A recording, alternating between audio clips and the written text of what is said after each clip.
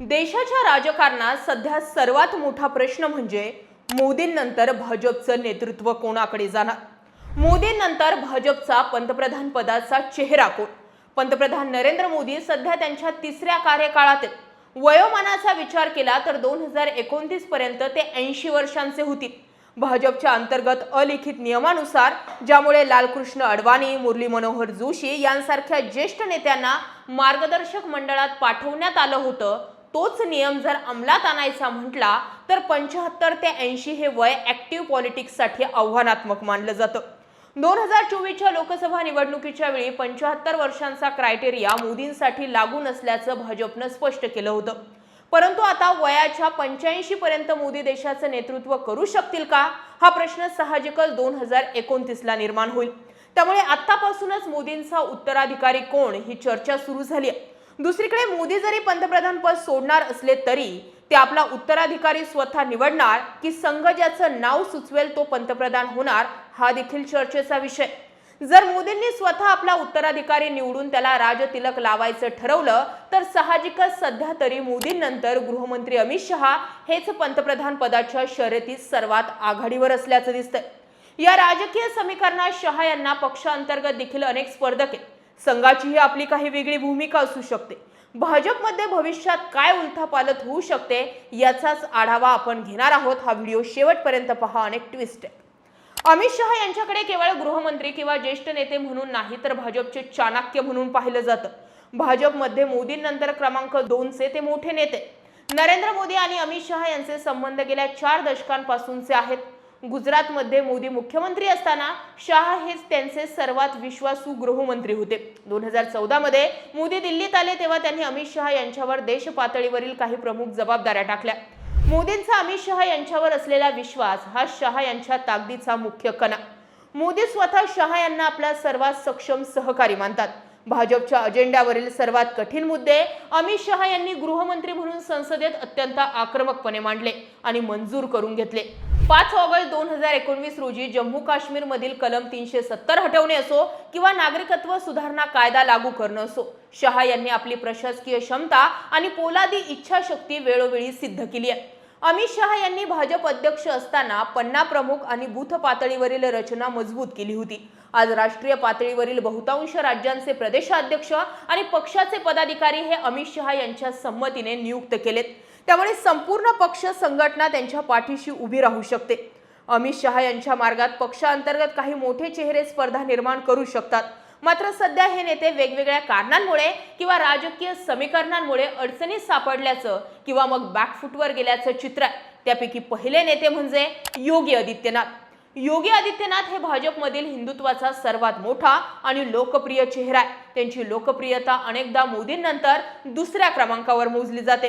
2024च्या लोकसभा निवडणुकीत उत्तर प्रदेशात भाजपच्या जागा 80 वरून थेट 33 वर आल्या। या पराभवाचं खापर थेट योगी आदित्यनाथ यांच्यावर फोडण्याचा प्रयत्न झाला। दिल्लीतून उत्तर प्रदेशातील उमेदवार ठरवले गेले होते, ज्याला योगींचा विरोध होता अशी चर्चा होती। निवडणुकीनंतर योगींचे पंख छाटण्यासाठी यूपी मध्ये उपमुख्यमंत्री केशव प्रसाद मौर्य यांच्या माध्यमातून अंतर्गत बंडखोरीला खतपाणी घातलं गेल्याची चर्चा। योगींना स्वगृहीत घेरून ठेवण्याची ही रणनीती असल्याचं राजकीय विश्लेषक मानतात।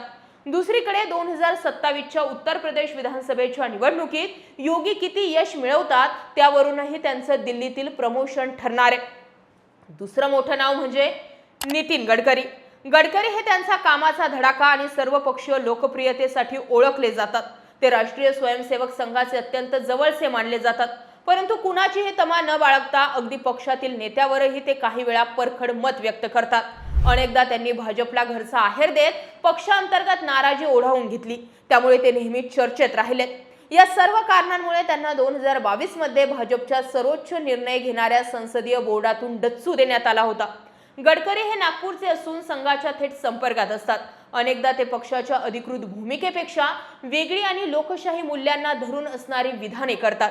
त्यांची ही स्पष्ट वक्ता भूमिका अमित शहा यांच्या केंद्रीय सत्तेसाठी आव्हान ठरू नये म्हणून त्यांना मुख्य निर्णय प्रक्रियेपासून पद्धतशीरपणे दूर ठेवण्यात आले आणि आता इथेनॉल वरून गडकरी डॅमेजही झालेत। तिसरं नाव राजनाथ सिंह। राजनाथ सिंह हे भाजपचे माजी राष्ट्रीय अध्यक्ष आणि अत्यंत ज्येष्ठ नेते। वाजपेयी आणि अडवाणी यांच्या काळातील ते एकमेव मोठे नेते सध्या सरकारमध्ये सक्रिय आहेत। राजनाथ सिंह हे पक्षातील सर्व घटकांना मान्य असणारे नेते आहेत। मात्र अग्निपथ योजना किंवा संरक्षण क्षेत्रातील धोरणात्मक निर्णयांवर पंतप्रधान कार्यालय आणि गृह मंत्रालयाचा प्रभाव जास्त राहिला। तसेच 2029 पर्यंत राजनाथ सिंह हे स्वतः 80च्या उंबरठ्यावर असतील, त्यामुळे वयाच्या कारणास्तव त्यांचा पत्ता आपोआप कट होण्याची शक्यता। चौथं नाव जे गेल्या काही दिवसांपासून चर्चेत आहे ते म्हणजे देवेंद्र फडणवीस। महाराष्ट्राचे मुख्यमंत्री देवेंद्र फडणवीस यांना देखील भविष्यातील पंतप्रधान पदाचा चेहरा म्हणून पाहिलं जातं।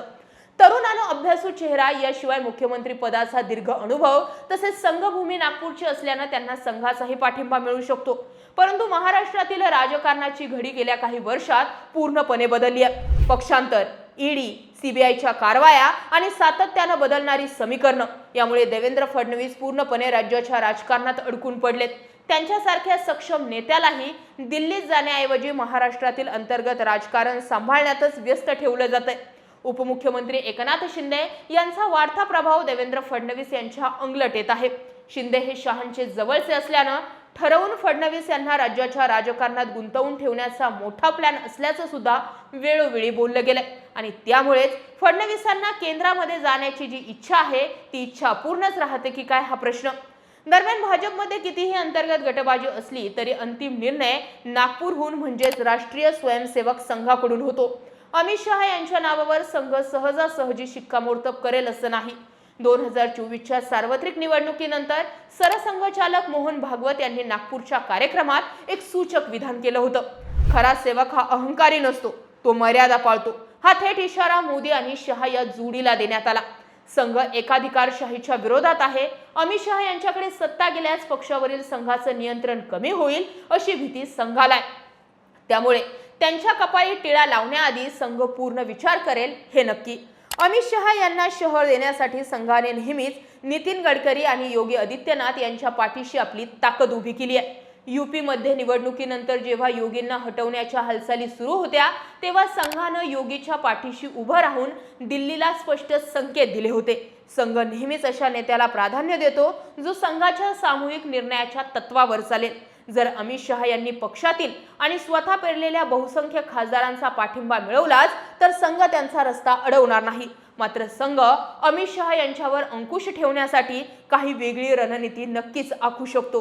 त्यांच्यासोबतच आपल्या एखादी चेहऱ्याला सुद्धा उपपंतप्रधान पद किंवा भाजप अध्यक्षपद देण्याचा आग्रह धरू शकतो, जेणेकरून सत्तेचं संतुलन राखलं जाईल।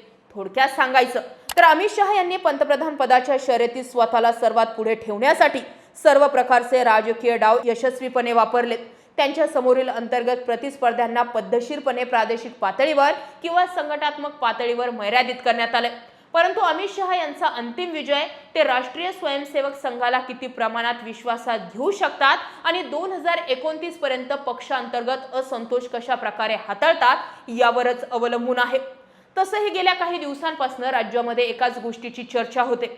भलेही भाजप या पक्षानं देशामध्ये आपला प्रबळ विरोधक किंवा विरोधकांचे पंख छाटले, त्यांचे आमदार खासदार फोडून एक महाशक्ती तयार केली किंवा एका प्रकारची हुकुमशाही तयार केली आहे, मात्र येणारा काळ हा असा असेल की भाजपचेच अंतर्गत विरोधक जे आहेत ते संपवतील। कारण एका लेव्हल नंतर खूप अति झालं की त्याची माती होती, ही अनुभूती आतापर्यंतच्या इतिहासाने आपल्याला दिलेली आहे।